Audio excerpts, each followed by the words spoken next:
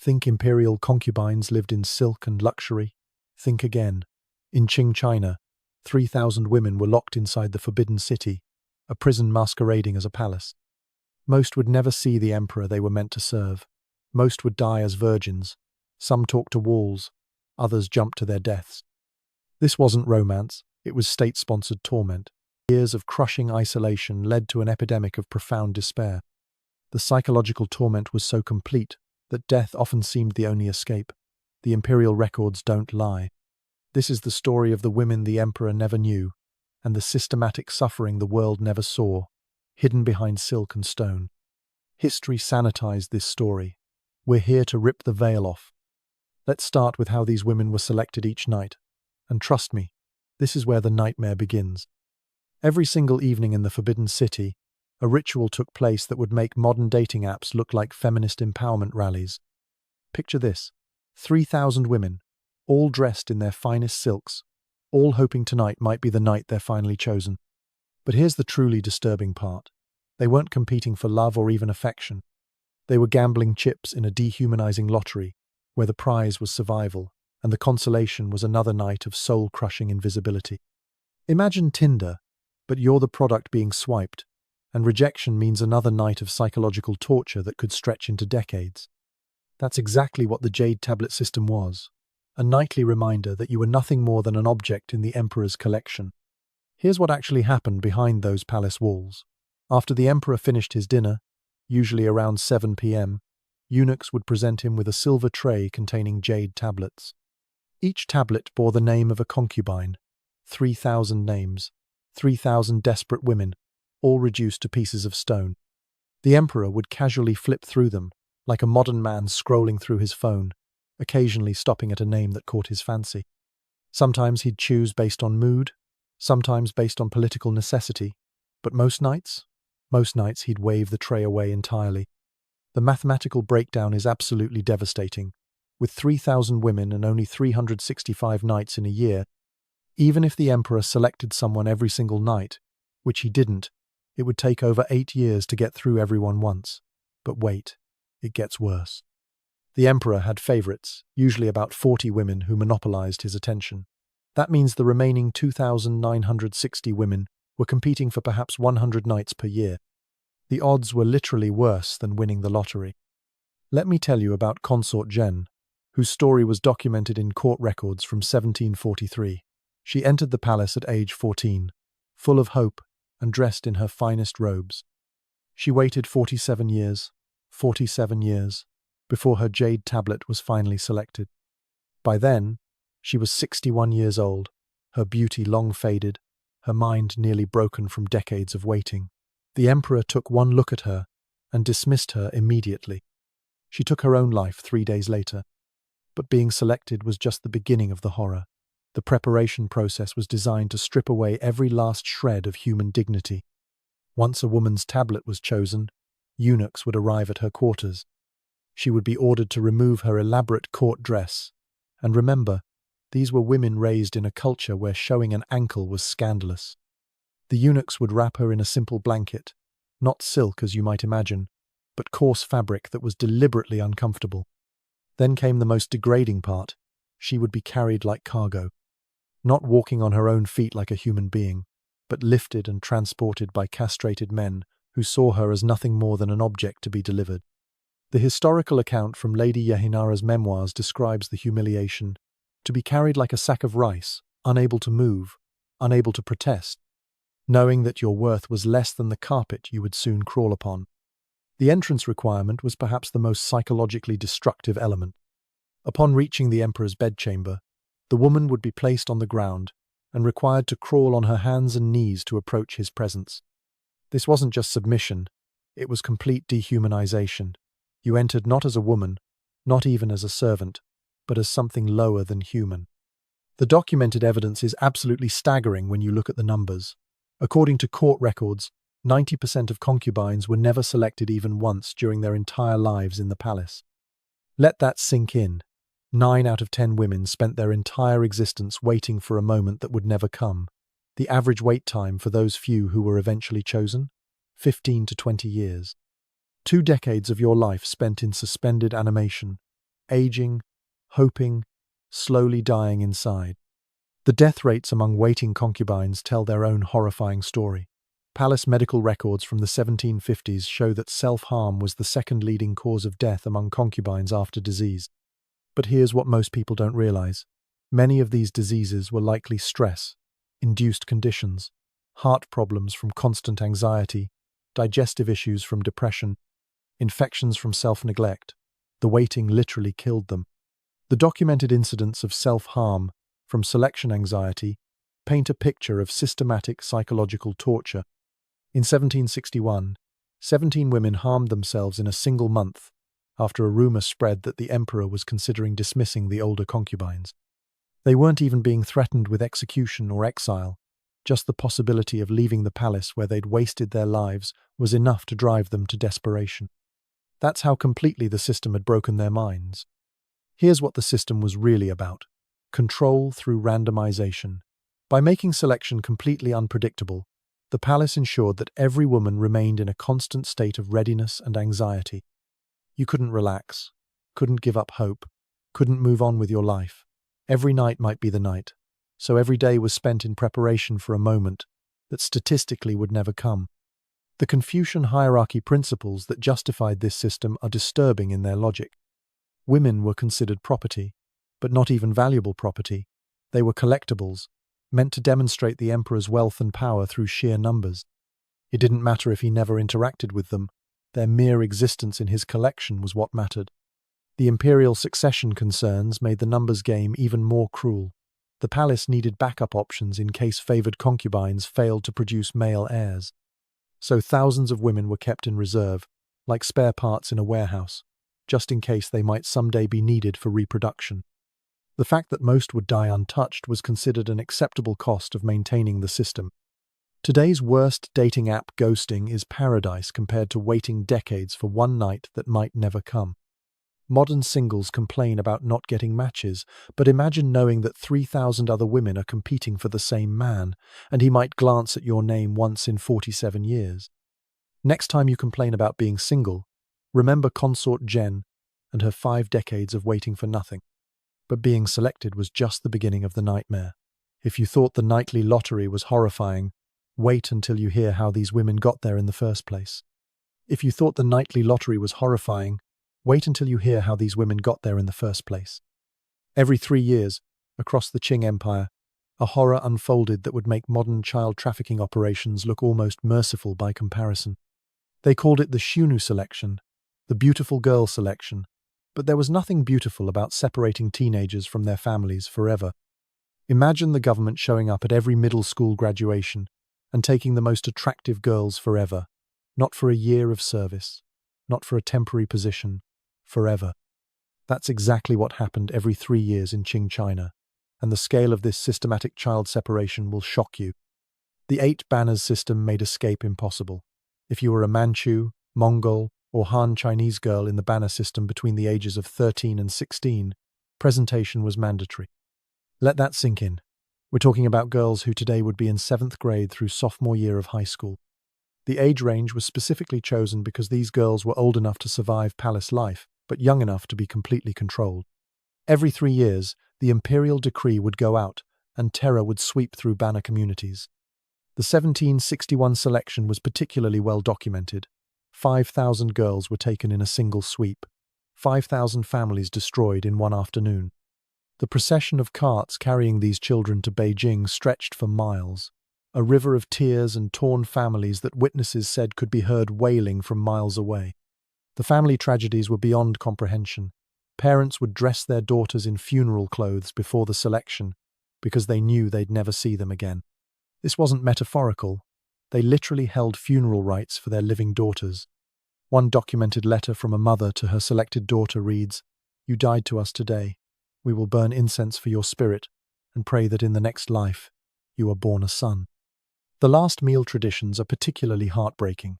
Families would prepare elaborate farewell feasts, knowing it would be the last time they'd eat together. Girls would be fed their favorite childhood dishes, while parents wept openly. Younger siblings were told their sister had died because it was easier than explaining she'd been taken to become a living ghost in the emperor's collection. Entire villages could be emptied of teenage girls overnight. The 1776 selection in Hebei province took every single eligible girl from 14 villages. 312 teenagers vanished in a single day. The social fabric of these communities was destroyed. Marriage prospects for young men evaporated. Grandparents lost their only grandchildren.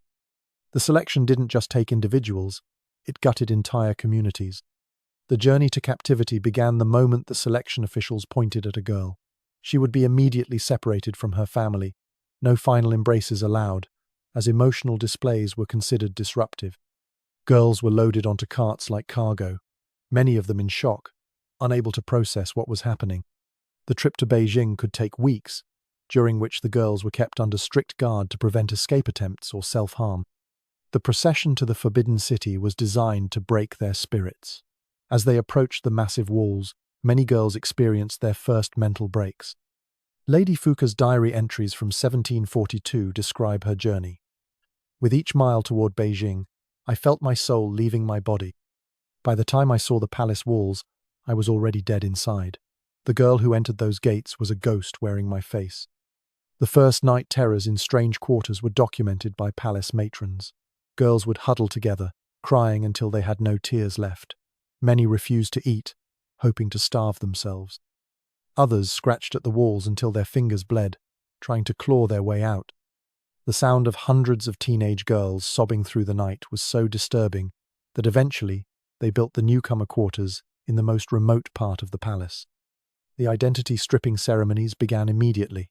Their birth names were often replaced with numbers or generic titles.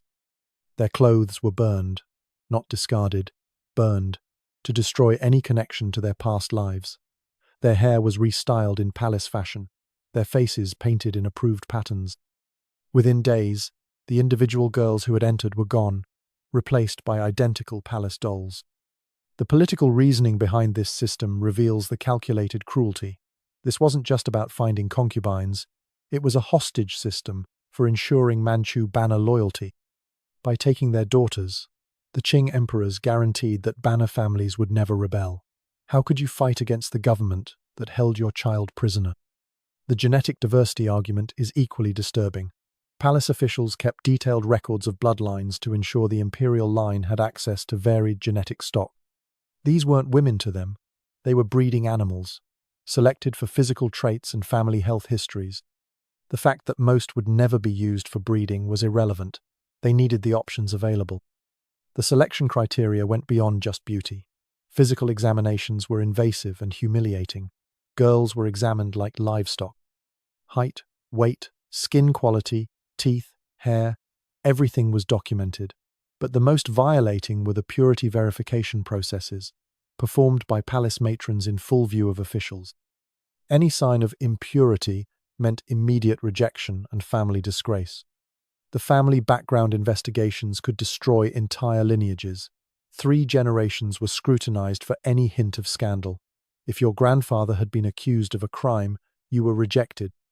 If your mother's family had the wrong political connections, you were rejected. But here's the twisted part. Rejection didn't mean freedom. Rejected girls were often forced to become palace servants anyway, doing menial labor for the pure concubines. Out of every 100 girls selected, only 1 would be chosen for the emperor's personal attention. The mathematics of cruelty are staggering. The rest became palace servants, laundresses, seamstresses, or were given to lesser nobles as gifts.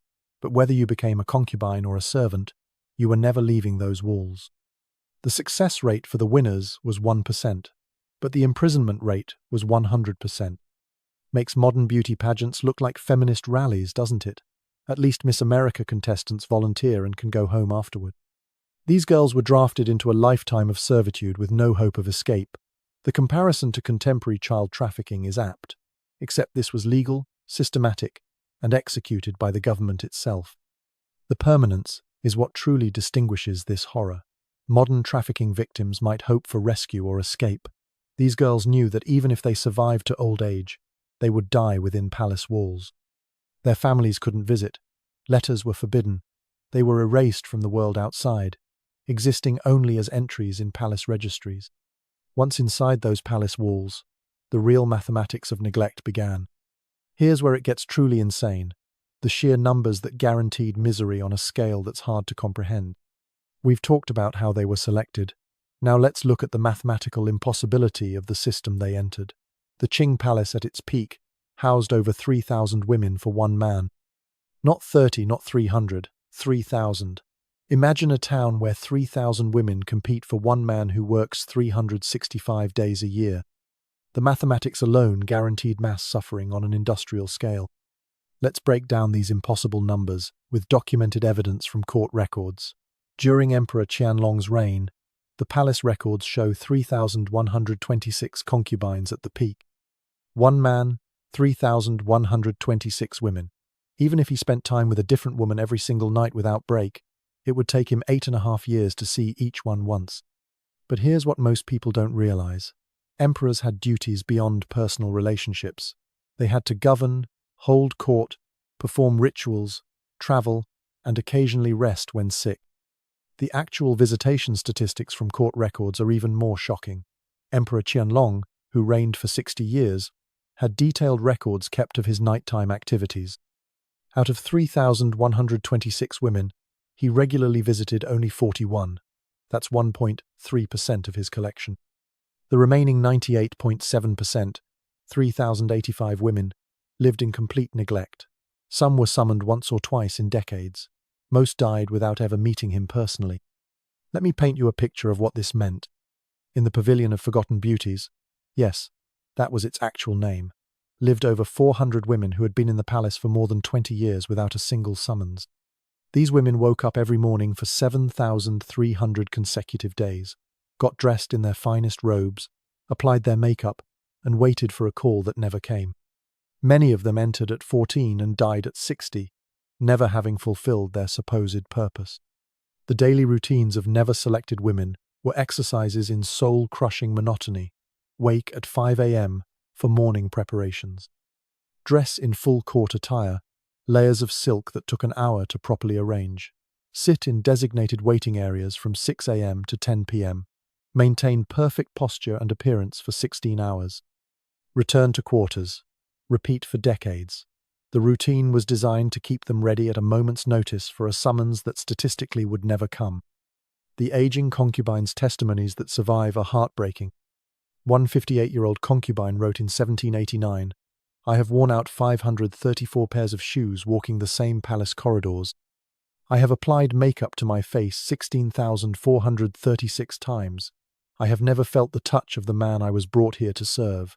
I am a ghost who has never lived." Death records showing never summoned notation are perhaps the most damning evidence of this systematic neglect. In the palace archives, hundreds of death certificates include the phrase, "pure until death," never summoned to the dragon bed. These women died as they had lived after decades of imprisonment, their entire purpose unfulfilled, their lives completely wasted.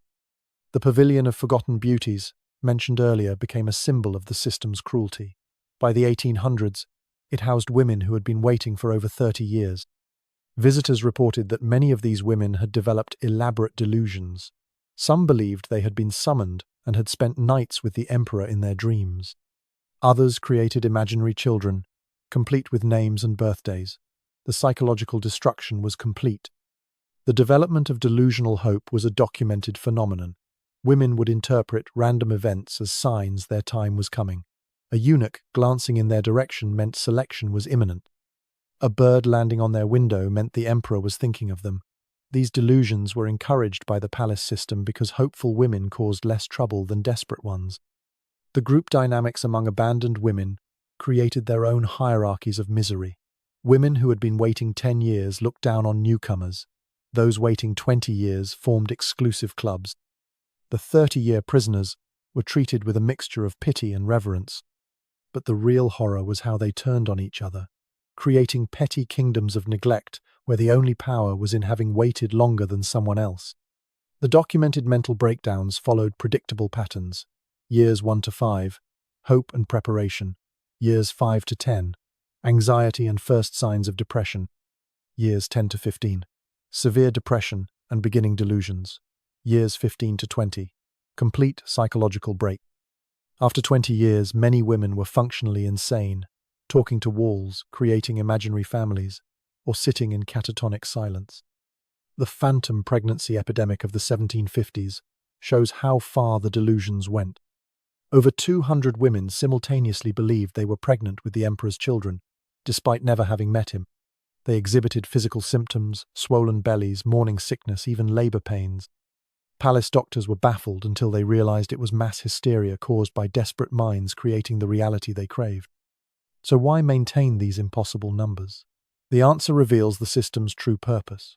It wasn't about the emperor's personal needs, it was about imperial prestige and power display. Having 3,000 concubines was a statement of dominance. Other rulers had hundreds, the Chinese emperor had thousands. The fact that he couldn't possibly interact with them all was irrelevant. They were living trophies, not human beings. Political marriages and alliances made the numbers even more bloated. Mongol princesses, Manchu nobles' daughters, tributary kingdoms' offerings, all had to be accepted to maintain diplomatic relations. Refusing a gift of women could start a war, so they accumulated, each new batch adding to the backlog of neglected souls. The backup succession options argument is particularly cynical. Palace officials justified the thousands by claiming they needed options if the empress and top concubines failed to produce heirs. But the mathematics don't support this. You don't need 3,000 backup options. You need maybe 50. The rest were just hoarded out of tradition and cruelty. The economic burden was staggering. Maintaining 3,000 women required food, clothing, housing, and supervision. Each concubine had assigned servants, at least 2 to 3 for lower ranks, dozens for higher ones. The eunuch staff alone numbered in the thousands. The total palace population supporting this system exceeded 10,000 people. The cost could have funded entire armies or massive public works. Instead, it maintained a system where women died of neglect. Modern dating complaints look trivial. Imagine 3,000 to 1 odds. Dating apps have roughly 3 men for every woman in major cities. The Qing palace had 3,000 women for every 1 man. The mathematical impossibility of finding connection, love, or even basic human contact was built into the system. It was designed to fail for 99% of participants. The cruelty of false hope kept the system running. If they'd told women up front, you have a 1% chance of ever meeting the emperor, there would have been revolts. Instead, they maintained the fiction that every woman had an equal chance, that tonight might be the night, that patience would be rewarded. Hope was the cruelest torture of all. For those who fell from favor, an even worse fate awaited. But here's where it gets absolutely devastating. Even inside the palace, there was a deeper hell. If you thought being ignored for decades was bad, wait until you hear about what happened to women who committed the unforgivable sin of falling from favor. The Cold Palace wasn't just a place. It was a psychological torture chamber designed to break whatever remained of a woman's sanity. Imagine solitary confinement, but in a mansion where everyone pretends you don't exist. You can see the life you used to have through the windows, hear the laughter of more fortunate women, smell the food you're no longer allowed to eat. But you're a ghost, invisible, untouchable, slowly freezing to death in silk robes that mock your former status. The Cold Palace system was a masterpiece of calculated cruelty. These weren't dungeons, they were deteriorating quarters in the remotest parts of the Forbidden City. The buildings were deliberately maintained, just enough to prevent collapse but never repaired. Broken windows let in Beijing's brutal winter winds. Leaking roofs created permanent dampness. The message was clear: you're not worth the cost of basic maintenance. The physical layout was designed for maximum psychological damage. Cold Palace quarters were visible from the main palace areas, so exiled women could see their former life continuing without them. They could watch new favorites being carried to the emperor's chamber on routes they once traveled. The proximity to their lost paradise was more cruel than distant exile would have been. No heating in Beijing. Winters might not sound that bad until you understand Beijing temperatures drop to -10 Celsius. These women had no coal, no braziers, no warm blankets. They huddled in their silk robes, the same delicate garments designed for heated palace chambers, slowly freezing. The documented deaths from exposure are horrifying. In the winter of 1782, 14 women froze to death in a single night. Consort Wei's 7-year ordeal is one of the most documented cases. She fell from favor in 1753, for the crime of crying too loudly when her infant son died. For 7 winters, she survived in an unheated chamber, burning her furniture for warmth, melting snow for water. When finally discovered in 1760, her feet were so frostbitten that several toes had fallen off. She had survived by eating insects and rodents. The descent into madness followed predictable patterns. First came the gradual servant removal. High-ranking concubines might have had 30 servants. These were reduced to 10, then 5, then 1, then none. Each reduction was announced formally, another twist of the psychological knife. The final servant's departure usually triggered the first breakdown. Food quality deterioration was weaponized torture. Meals went from elaborate feasts to simple fare to rotting scraps. But here's the truly disturbing part. The food was deliberately spoiled. Fresh food would be left to rot before delivery. Contaminated rice wasn't accidental. One survivor reported finding foreign objects in her gruel, though this might have been delusion from starvation. Complete social isolation was perhaps the cruelest cut. These women were forbidden from speaking to anyone. Guards were instructed to ignore them completely, not even eye contact. Other palace residents would be punished for acknowledging their existence. They became living ghosts, present but unseen, screaming but unheard. Lady Yehei's documented psychological breakdown provides a window into this horror. A former favourite who bore 3 princes, she was exiled for suggesting the emperor looked tired. Her diary, discovered after her death, traces her descent. Day 100. They've stopped bringing water. I drink from the rain puddle in my courtyard. Day 200. I've forgotten the sound of human voices. I talk to the spiders now. Day 300. The spiders talk back. Day 400. I am become spider. The living death wasn't metaphorical. These women existed in a state between life and death. They were listed as alive in palace records, but treated as deceased. Their families were told they had died. Their quarters were referred to as tombs. They could see life continuing around them but couldn't participate. Many reported feeling their souls leave their bodies. Women talking to walls after years alone became so common, it had a name. Wall. Whispering madness. The palace walls were covered in scratches where women had carved messages, pictures, or just scraped until their fingers bled. Some believed the walls contained the spirits of previous cold palace victims. Others thought they could tunnel through solid stone with their fingernails. Self-harm from desperation took horrifying forms. Women would tear out their hair to weave ropes, pull out their teeth to have something to count, scratch patterns into their skin to feel something other than cold. The cold palace scars became a recognized pattern, repetitive cuts in geometric shapes, a sign of a mind trying to impose order on chaos. The starvation during food shortages might be the most disturbing documented behavior. When food stopped coming entirely, some women survived by eating leather from shoes, bark from decorative plants, and eventually, according to whispered reports, resorting to behaviors too disturbing to detail. The 1743 incident where guards found evidence of desperation-driven acts led to the temporary improvement of food delivery, but only temporarily. The mass attempt at self-harm of 1743 deserves special attention. 43. Cold palace women coordinated to end their suffering on the same night using ropes made from torn silk robes. Only 12 succeeded. The rest were discovered and revived. Their punishment for attempting to end their pain? Extended sentences in even worse conditions. The message was clear. You don't even own your death. Why was falling from favor so easy? The reasons reveal the arbitrary cruelty of the system. Crying too loudly, as in Consort Wei's case. Suggesting the emperor looked tired, bearing too many daughters. Gaining weight, losing weight. Laughing at the wrong moment. Not laughing at the right moment.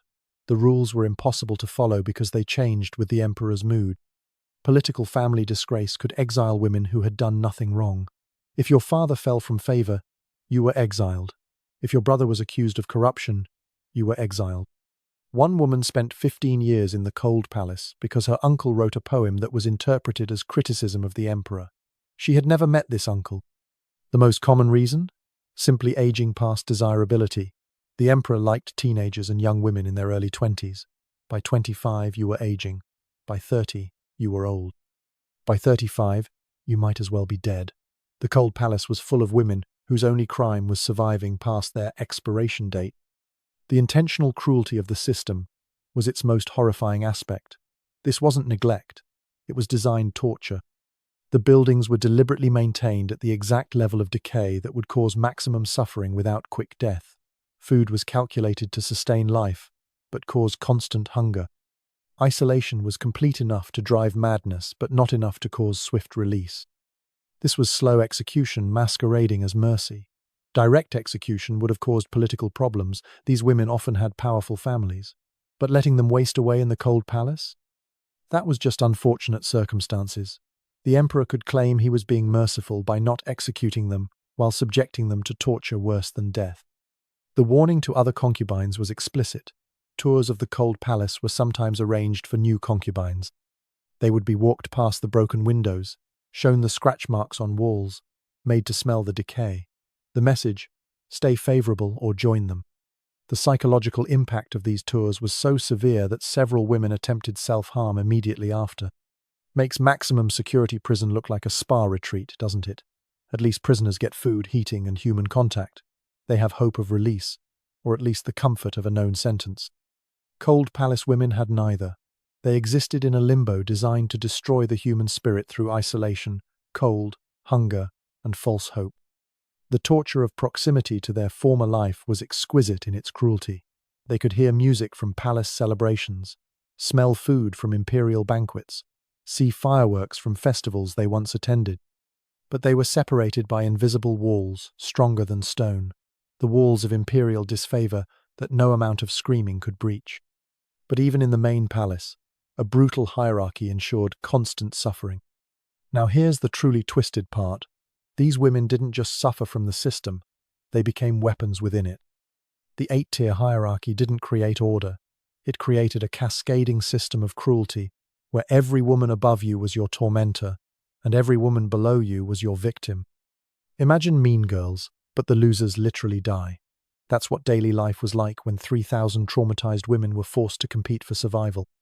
The ranking system was precisely designed to maximize conflict. At the top sat the empress, then the imperial noble consort, noble consorts, concubines, noble ladies, first attendants, and finally attendants. But here's what most people don't realize. The power difference between each level was absolute. A noble consort could order a first attendant beaten severely for looking at her wrong, and it would be considered proper discipline. Each rank came with specific privileges that were viciously guarded. Empresses got 12 dishes at meals. Attendants got 2. Empresses had golden phoenixes on their robes. Attendants wore plain silk. But the real power wasn't in the privileges. It was in the ability to inflict suffering on those below. A woman who had been psychologically tortured for years suddenly had victims of her own, and the cycle of abuse was vicious. The daily humiliation rituals were precisely choreographed dances of degradation. Lower-ranking women had to kneel and prostrate to higher ranks multiple times daily. Not just a quick bow. We're talking about full prostration, forehead to the ground, holding the position until dismissed. Noble Consort Liu once kept 50 lower-ranking women prostrating for 3 hours in summer heat because one had worn a hairpin that was too elaborate for her station. The documented poisoning attempts reveal how deadly the competition became. Palace pharmacy records show a suspicious spike in requests for certain herbs that, when combined, could cause miscarriages or illness. The sophistication was terrifying. Women would study medical texts to learn subtle toxins that mimicked natural illness. A rival's sudden digestive problems might be intentional. Mysterious rashes could be deliberate. Pregnancy losses were often murder. The Year of 7 Dead Princes, in 1734, exposed the horrifying extent of infant murder within the palace. 7 imperial sons died within 12 months, all from mysterious illnesses. Investigation revealed a network of concubines who were systematically poisoning rivals' children. The logic was brutal. Eliminate other women's sons to improve your own child's chance at succession. The emperor executed 11 women, but everyone knew the practice continued more carefully. But poison was just one weapon. The psychological warfare was even more sophisticated. Sleep deprivation was a favorite tactic. Higher-ranking concubines would order night inspections of lower-ranking quarters, forcing women to stand at attention for hours. They'd schedule emergency dress rehearsals at 3 a.m. One documented case involved a concubine who hadn't slept more than 2 hours consecutively for 6 months. Food contamination fears turned every meal into Russian roulette. Women employed food tasters, usually their own servants, but smart poisoners knew to use delayed action substances. You might eat breakfast and die at dinner. The paranoia was so intense that some women would only eat food they prepared themselves, leading to malnutrition among those without cooking skills. False pregnancy accusations could destroy lives instantly.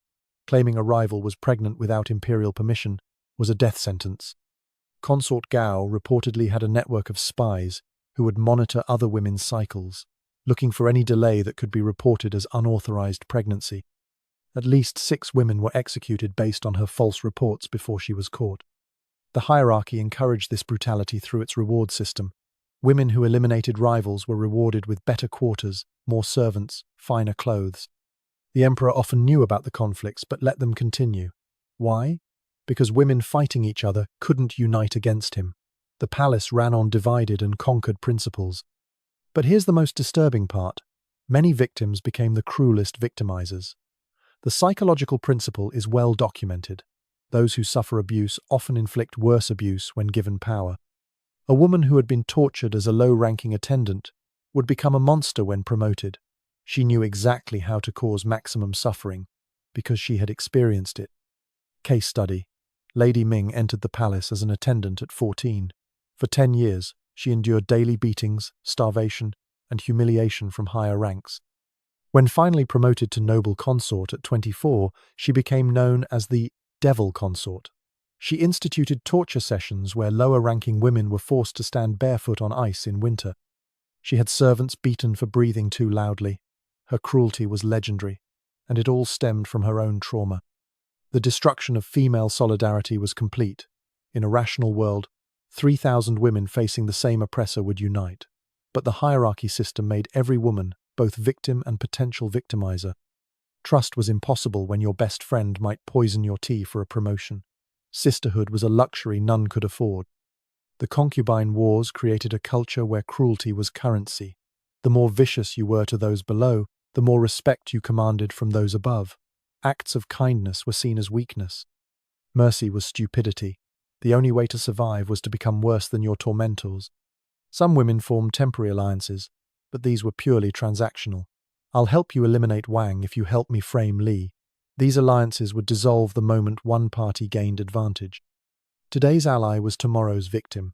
The palace records are full of women betraying their closest confidants for minor advantages. The physical violence between concubines was often more brutal than anything the emperor inflicted. Hair-pulling fights that left women partially bald, face-scratching that caused permanent scarring. One documented fight in 1756 involved 30 women and resulted in 2 deaths and numerous disfigurements. The cause? Accusations about who had worn a similar dress first. Makes office politics look like kindergarten, doesn't it? Your worst co-worker might steal your lunch or take credit for your work. Palace concubines would poison your lunch and take credit for your existence. The modern mean girl who spreads rumors would be eaten alive in a system where rumors meant death and survival wasn't always guaranteed. The trauma bonding that occurred was its own form of torture. Women would form intense friendships in shared suffering, only to betray each other when opportunity arose. The psychological whiplash of going from confidant to enemy destroyed many women's ability to form human connections. They became emotional islands, unable to trust or be trusted. But perhaps the cruelest aspect was how the system made monsters of innocence. These weren't evil women. They were teenagers thrown into a survival situation. The sweet 14-year-old who entered the palace would become a paranoid poisoner by 20, not because she was inherently evil, but because cruelty was the only survival strategy. Speaking of those who controlled palace life, these castrated men became the women's greatest tormentors. But the most disturbing power dynamic wasn't between women, it was with the men who weren't quite men.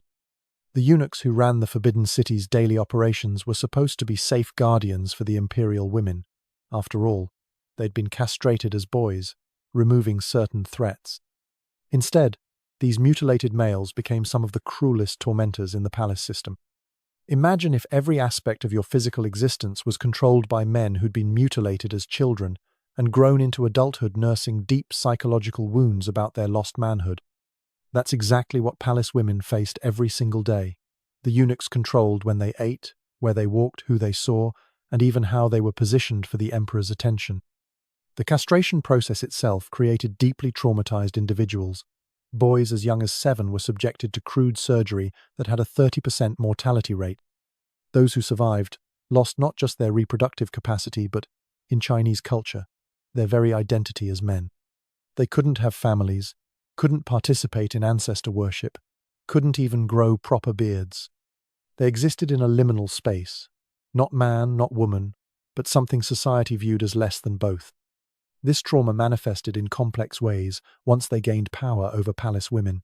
Unable to express masculinity normally, many eunuchs developed sadistic tendencies. They couldn't dominate in traditional ways, but they found other methods to violate and control female bodies. The power to carry women, to dress and undress them, to inspect their bodies for regulation compliance, all became tools of abuse. Chief Eunuch Wei's reign of terror, from 1735 to 1742, exemplifies how absolute their power could become. He instituted body inspections, where women were forced to stand exposed while he checked for contraband. He controlled food distribution, starving women who displeased him and overfeeding favorites until they became too heavy for the emperor's taste. His signature torture was the cold carry, having women carried through winter courtyards wearing minimal clothing, claiming it was more efficient than letting them walk. The physical control methods went beyond simple transportation. Eunuchs decided which women could visit the latrines and when. They controlled access to bathing facilities. They distributed sanitary cloths during menstruation, or withheld them as punishment. One documented account describes women being forced to soil themselves because eunuchs refused bathroom access during long ceremonies. The post-encounter treatments were particularly horrifying. After an emperor finished with a concubine, eunuchs would carry her away and supposedly massage her abdomen to prevent pregnancy unless the emperor specifically wanted children. These massages were often violently painful, more like beatings than therapeutic touch. Women reported bruising that lasted weeks and internal pain that never fully healed. The documented assaults reveal how castration didn't eliminate inappropriate behavior, it transformed it. The Eunuch Li incident of 1660. One involved a high-ranking eunuch who would force concubines to perform degrading acts while he watched. He couldn't participate traditionally but derived pleasure from orchestrating and witnessing their humiliation. When finally exposed, investigations revealed he wasn't unique. Many eunuchs engaged in similar voyeuristic abuse. The psychological dominance eunuchs wielded was even more damaging than physical abuse. They controlled information flow. A eunuch could tell the emperor a concubine had been disrespectful, and she'd be punished without question. They could claim a woman was diseased and have her quarantined. They could report false pregnancies or hidden lovers. Their word was often taken over the women's because the emperor trusted his castrated servants more than his female property. Creating dependence through isolation was a sophisticated torture technique. Eunuchs controlled which concubines could socialize, effectively deciding who had friends and who lived in solitude. They could deliver messages or claim none had arrived. They managed servant assignments, giving allies helpful maids and enemies, cruel ones. A woman's entire support system existed at eunuch discretion. The blackmail networks were extensive. Eunuchs who witnessed private moments, crying fits, despair, forbidden friendships, would use this knowledge for control. Give me your jewelry, or I'll report your tears as rebellion. Submit to my demands, or I'll tell the emperor you spoke his name in your sleep. The women had no recourse. Reporting eunuch abuse was itself a punishable offense. The psychology of eunuch cruelty is complex but understandable. These were men robbed of manhood in a society that prized masculinity above all. They couldn't father children in a culture obsessed with lineage. They were viewed as neither man nor woman in a world with rigid gender roles. Their cruelty toward women was partly revenge against the gender that they could never fully join or possess. Using imperial authority as a weapon came naturally to them. They spoke with the emperor's voice, acted with his implied consent. A eunuch saying, "The emperor wishes," could authorize any atrocity. Women who questioned eunuch commands were questioning the emperor himself, a crime punishable by death. This borrowed authority made petty men into tyrants. The compensation for lost masculinity through excessive cruelty is well documented in psychological literature. Unable to dominate women in traditional ways, eunuchs dominated them physically and emotionally. They couldn't assert masculinity through normal means, so they did so through pain. They couldn't be men, so they ensured women suffered for being women. Makes modern workplace harassment look like amateur hour, doesn't it? At least modern victims can report, sue, and seek justice. Palace women who reported eunuch abuse were beaten for lying about the emperor's servants. The Me Too movement exists because women finally have voices. Palace concubines who spoke up had their tongues cut out. The institutional protection of abusive eunuchs was absolute. Emperors needed eunuchs to run the vast palace bureaucracy. They were the only males allowed in female quarters, the only ones trusted with intimate palace secrets. An emperor might execute one eunuch for extreme abuse, but the system continued unchanged. 10,000 women's suffering mattered less than smooth palace operations. The weaponization of male trauma against women reached its peak with eunuchs. These weren't just wounded men. They were systematically traumatized boys grown into positions of absolute power over vulnerable women. Their own suffering became the template for the suffering they inflicted. The cycle of abuse was perfect. Society mutilated them, so they mutilated others. With no escape from abuse, many women found only one solution. This is where our story reaches its darkest point, when death became the only escape from living hell. The self-harm epidemic within the Forbidden City wasn't just a series of isolated tragedies, it was a rational response to an irrational system. When you understand the full scope of what these women endured, the question isn't why so many harmed themselves, it's why any chose to keep living. Imagine conditions so horrific that ending your life with silk scarves seems like the logical choice. Not an emotional outburst, not a cry for help, but a carefully considered decision that death was preferable to another day in palace walls. The mathematics of misery had a final solution, and thousands of women chose it. The methods revealed both desperation and creativity. Silk scarf hanging was most common. Every concubine had access to silk, and the method was quick if done correctly. But the palace architects, in their infinite cruelty, began designing rooms without ceiling beams strong enough to support a hanging body, so women adapted. They would braid multiple scarves together for strength, or tie them to window frames, or use them for strangulation, a slower, more painful death that showed true determination. Poison accumulation was another favored method. Women would secretly collect toxic substances over months or years. A little mercury from makeup here, some arsenic from rat poison there, toxic herbs from the palace pharmacy. They'd hide these collections and, when ready, consume them all at once. The Lotus Pond Massacre of 1748 saw 23 women coordinate their poison consumption to die together by the palace's most beautiful pond, a final aesthetic statement in lives denied. Beauty. Drowning in palace pools required planning because most water features were shallow and heavily guarded. Women would weigh themselves down with jewelry and stones, or wait for winter when they could break through ice and let the cold water end their suffering. Guards would find bodies frozen beneath the ice in spring, faces turned toward the sky they'd never see free again. But here's what's truly horrifying: the punishment for failed attempts. You'd think a system that drove women to harm themselves might show mercy to the desperate. Instead, failed attempts faced torture that made their original suffering seem mild. Public humiliation included being paraded through the palace, head shaved, face painted with degrading characters. Physical torture involved beatings that left permanent disabilities. Force feeding of failed poisoners was especially cruel. Women who'd swallowed poison would have their stomachs pumped with primitive methods that often caused more damage than the poison itself. Then they'd be force-fed rice gruel for weeks, tubes shoved down their throats to ensure they survived to suffer more. Many who failed once succeeded the second time simply to avoid the punishment for failing. Lady Chen's 3 attempts and punishments illustrate the escalating cruelty. First attempt at 23, hanging, discovered, and revived, punished with 40 lashes. Second attempt at 27, poison, stomach pumped, forced to kneel on broken pottery for 12 hours. Third attempt at 31. Drowning. Rescued by guards. Sentenced to the cold palace where she finally succeeded by starving herself. The one method they couldn't prevent. The death wish culture that developed was a form of social contagion. Women would gather secretly to share poems about death, beautiful verses about freedom through dying.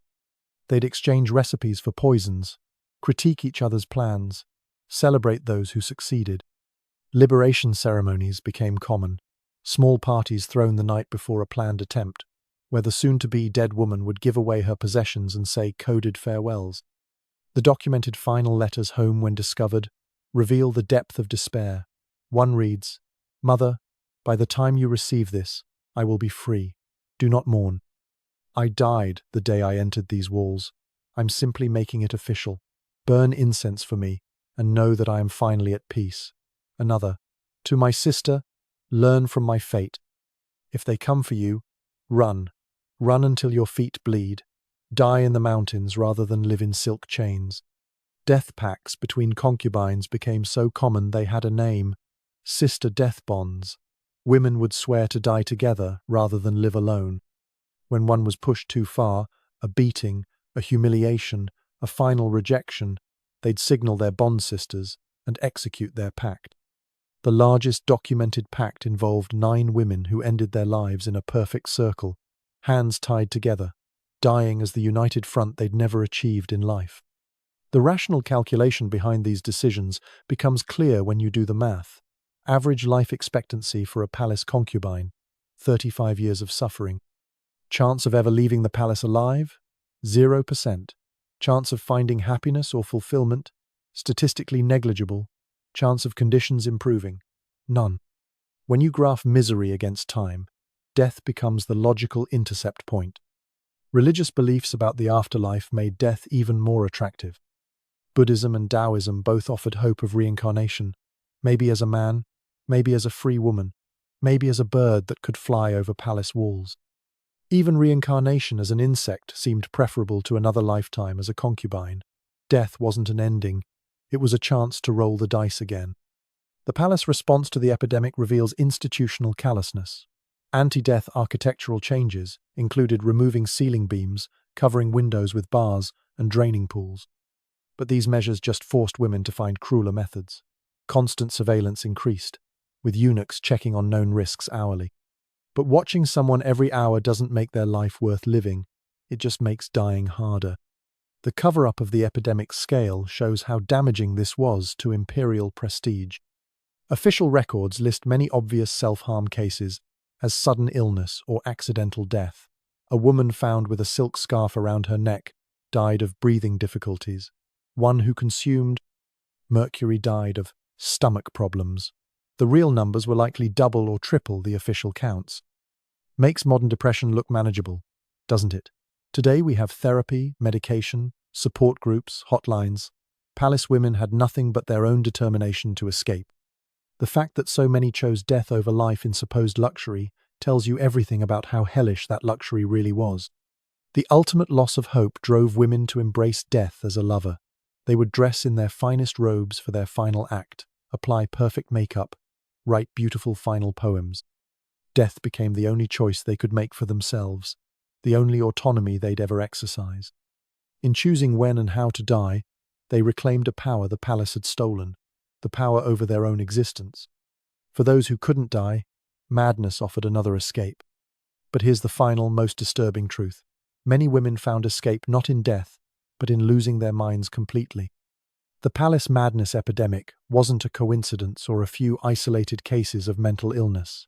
It was the predictable result of subjecting thousands of women to conditions designed to break human psychology. When death was forbidden and life was unbearable, the mind simply departed, leaving a breathing body behind. Imagine PTSD so severe that talking to imaginary people becomes your only comfort. That was daily reality for countless palace women whose minds finally shattered under the weight of systematic trauma. The Forbidden City wasn't just a palace, it was a factory for manufacturing madness. The madness symptoms followed predictable patterns that palace physicians documented but couldn't treat. Imaginary companion syndrome was most common. Women would create elaborate fantasy friends, complete with names, personalities, and histories. They'd have full conversations with empty air, set places at dinner for invisible guests, introduce new concubines to their celestial sisters. One woman maintained a 20-year friendship with what she insisted was the ghost of a Tang dynasty princess. Violent outbursts against walls became so common they had a clinical name: wall rage syndrome. Women would suddenly attack palace walls with their fists, feet, and heads, screaming at the stones as if they were human enemies. The walls represented everything they couldn't fight: the emperor, the system, their fate. Bloody handprints and head-shaped dents marked every corridor where mad women had tried to beat their way to freedom. Complete reality disconnection manifested in various ways. Some women believed they were back home with their families, calling eunuchs by their brothers' names and asking when father would return from the fields. Others thought they'd become empresses, issuing imperial commands to confused servants. The most heartbreaking were those who created entirely fictional lives: happy marriages, loving children, freedom that existed only in their shattered minds. The Laughing Consort of 1767 became the most famous case of palace madness. She began laughing during a court ceremony and simply never stopped. For 6 months, she laughed through meals, laughed in her sleep, laughed until her throat bled. Physicians tried everything: sedatives, acupuncture, even mild torture to shock her back to sanity. She died laughing, her face frozen in a rictus grin that haunted everyone who saw it. Lady Zhou's documented descent into madness provides clinical insight into the progression. Year 1. Mild anxiety and insomnia. Year 3. Talking to herself constantly. Year 5. Creating imaginary children and caring for them. Year 7. Complete break from reality, believing she was a bird. Year 9. Found dead in her quarters, arms broken from attempting to fly off her roof. Her diary shows the gradual fracturing of a once brilliant mind. The early signs ignored by palace staff reveal institutional negligence. Women showing obvious distress were told to maintain composure. Those talking to themselves were punished for disturbing the peace. Early intervention might have helped, but the palace had no interest in maintaining sanity, only order. By the time madness was undeniable, it was usually irreversible. The Pavilion of Broken Minds, the unofficial name for the quarter where mad concubines were housed, was a horror within a horror. These women were kept alive but completely neglected, fed like animals, cleaned occasionally, left to wander in their delusions. The sound of dozens of mad women screaming, laughing, and babbling created a cacophony that drove sane women to avoid that part of the palace entirely. Living among madness created its own psychological torture for those still clinging to sanity. Imagine trying to maintain your grip on reality while surrounded by women who'd lost theirs. Every day brought reminders of what awaited if your mind finally snapped. Some women reported that watching others go mad was worse than their own suffering. It showed them their likely future. The normalization of insanity was perhaps the most disturbing aspect. Mad women became part of palace life, like furniture or decorations. Eunuchs would casually mention avoiding the screaming wing today, or the wall beater is active this morning. New concubines were warned about specific mad women like they were warned about slippery floors. Just another palace hazard to navigate. The contagious nature of despair meant madness spread like a disease. Women on the edge would be pushed over by proximity to those who'd already fallen. Self-harm clusters were common, but so were madness clusters, entire quarters where every woman showed signs of psychological break. The spring madness of 1772 saw 30 women in one building simultaneously develop persecution delusions, convinced that the walls were whispering threats.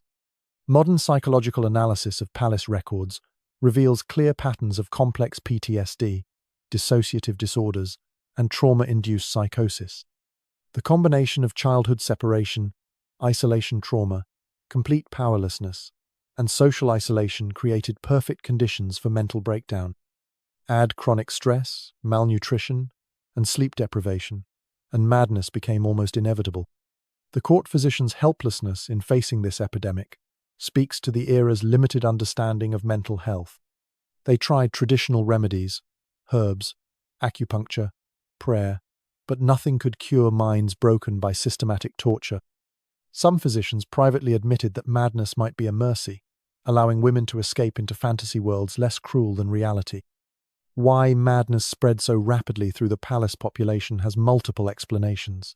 The isolation meant women had no healthy coping mechanisms. The hierarchy prevented mutual support. The constant threat of violence created perpetual hypervigilance.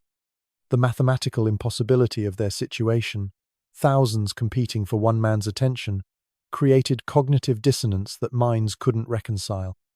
Madness was the mind's circuit breaker, shutting down rather than processing unbearable reality. The modeling of escape behavior meant that once some women found relief in madness, others unconsciously followed. If you couldn't die and couldn't live, losing your mind became the third option. Some women may have initially feigned madness to avoid duties, only to find the performance becoming reality. The line between pretending to be insane and actually being insane blurred until it disappeared. Let's return to where we started. The promise to understand why Chinese imperial concubines prayed for death. Now you've seen the full cascade of horrors. The nightly jade tablet lottery that reduced 3,000 women to gambling chips, most waiting decades for a summons that never came. The childhood theft that ripped 13-year-olds from their families forever, destroying entire communities to stock the emperor's collection. The mathematical impossibility of the system, 3,000 women for one man, guaranteeing that 99% would die as untouched prisoners after lifetimes of waiting. You've witnessed the cold palace exile, where fallen favorites froze to death in unheated quarters, while watching their former life continue without them. The concubine wars that turned victims into victimizers, creating a hierarchy where survival meant becoming crueler than your tormentors. The eunuch terror, where castrated men channeled their trauma into creative tortures against the women they controlled. The self-harm epidemic that made death the only autonomous choice in lives stripped of all freedom. And finally, the madness plague that offered escape into insanity when death was forbidden. The Lotus Pond Massacre, 23 women poisoning themselves by the palace's most beautiful water feature, perfectly encapsulates this system's inhumanity. They chose to die together rather than live alone in silk-wrapped hell. Their final act, a statement that even death was preferable to palace life. What does this historical horror show reveal about human nature? It demonstrates our infinite capacity for systematized cruelty when power goes unchecked. The Forbidden City was a machine designed to break women, and it succeeded with terrifying efficiency. Each element, the selection, the hierarchy, the isolation, compounded the others, creating a perfect storm of female destruction. The power dynamics at play show how completely women can be dehumanized when viewed as property. These weren't people to the imperial system, they were collectibles, breeding stock, status symbols. Their humanity was irrelevant. Their suffering was acceptable collateral damage in maintaining imperial prestige. The fact that emperors knew most would die untouched, but kept collecting them anyway, reveals a cruelty that transcends mere neglect. The psychology of turning victims into victimizers shows how trauma perpetuates itself. The abused became abusers not because they were inherently evil, but because the system rewarded cruelty and punished kindness. The only way to survive was to become worse than those who hurt you. This cycle created a self-perpetuating hell where each generation of concubines was more damaged than the last. Modern parallels exist in human trafficking, oppression, and systemic abuse worldwide. The Qing concubine system was just one historical example of how power structures can destroy lives on an industrial scale. Today's victims of trafficking face similar horrors: isolation, abuse, impossible competition, psychological torture. The methods evolve, but the underlying cruelty remains constant. This history echoes in current gender dynamics, reminding us how recently women were literal property and how vigilant we must remain against backsliding. The struggle for bodily autonomy continues globally. The palace system might be gone, but the attitudes that created it, women as objects, relationships as commodity, power as license for abuse, persist in various forms. Understanding historical horrors helps us recognize modern versions. When we see women's choices restricted, their bodies controlled, their voices silenced, we're seeing echoes of the palace system. The scale might be different, but the underlying oppression remains familiar. These patterns repeat because we forget how bad things can become when human rights are treated as privileges. Now, let's appreciate what we have. Modern freedoms we take for granted. Choosing romantic partners, leaving bad relationships, controlling reproduction, maintaining family connections, basic bodily autonomy were impossible dreams for palace women. You can walk out your door whenever you want. You can refuse unwanted advances without being executed. You can talk to your mother, choose your clothes, eat when hungry, sleep when tired. These simple freedoms were denied to thousands of women for centuries. Yes, modern dating has its problems. Ghosting hurts, breakups are painful, loneliness is real. But you're not competing with 2,999 other people for one person's attention with your life, depending on the outcome. You can delete dating apps, take breaks from relationships, choose celibacy or romance. Palace women had no choices, only endless waiting for a moment that might never come. The legal protections we enjoy, laws against assault, trafficking, forced marriage, didn't exist for these women. Mental health support, however imperfect, offers hope that trauma can be healed. The ability to build independent lives, to work, to own property, to exist without male ownership, these are recent historical developments that billions of women still lack globally. Remember how recently these freedoms arrived. Women's suffrage, property rights, and laws against marital violence are younger than some people still living. The palace system ended in 1912. That's within living memory. Our grandmothers' grandmothers could have been concubines. The progress we've made is fragile and must be protected. Never take basic human dignity for granted. The right to say no, to leave, to choose your life path. These aren't inevitable. They were won through struggle and can be lost through complacency. Every time you make a choice about your own body, remember the women who had no choices. Every time you speak freely, remember those who were silenced. Every time you walk through a door, remember those who died behind walls. The Qing concubine system represents humanity at its worst, the complete subjugation of one group by another, suffering industrialized and systematized, cruelty raised to an art form. But knowing this history makes us better equipped to prevent its repetition. These women's suffering shouldn't be forgotten in sanitized textbooks. Their pain demands witness, their stories demand telling, their fates demand that we do better.